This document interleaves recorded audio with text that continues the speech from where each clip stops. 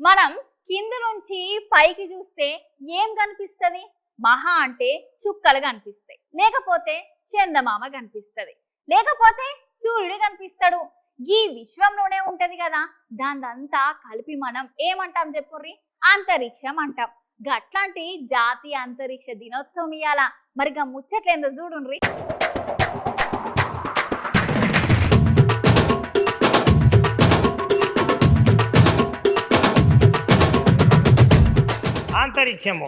అంతరిక్షం అంటే ఈ విశ్వము ఎంత దూరం ఉన్నదో గంత దూరం వరకు ఈ సుక్కలను, చంద్రుణ్ణి, సూర్యుణ్ణి, అట్లనే గ్రహాలను, నక్షత్రాలను అన్నింటినీ కలిపి మనమైతే నక్షత్రము, నక్షత్ర మండలి, లేకపోతే పాలపుంత, గెలాక్సీ, ఓ గిట్ట చెప్పుకుంటా పోతే మస్తు మస్తు పేర్లతోటైతే పిలుస్తాం కదనులా ఈ అంతరిక్షాన్ని.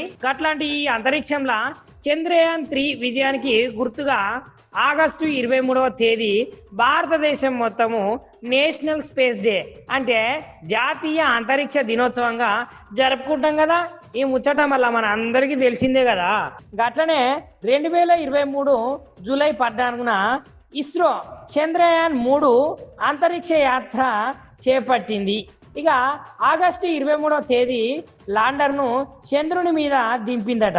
గప్పటి నుంచి దాంతో ప్రతి సంవత్సరము ఆగస్టు 23వ తేదీ రాగానే మనం అందరము జాతీయ అంతరిక్ష దినోత్సవంగా జరుపుకోవాలని కేంద్ర ప్రభుత్వం అయితే ప్రకటించింది.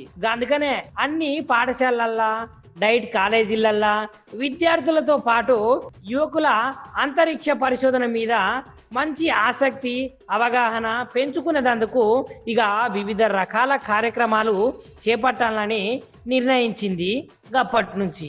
ఇక అందుకనే ఈ దినాన్ని మనం అందరము గప్పటి నుంచి అంతర్జాతీయ అంతరిక్ష దినోత్సవంగా చెప్పుకుంటున్నాముల్లా.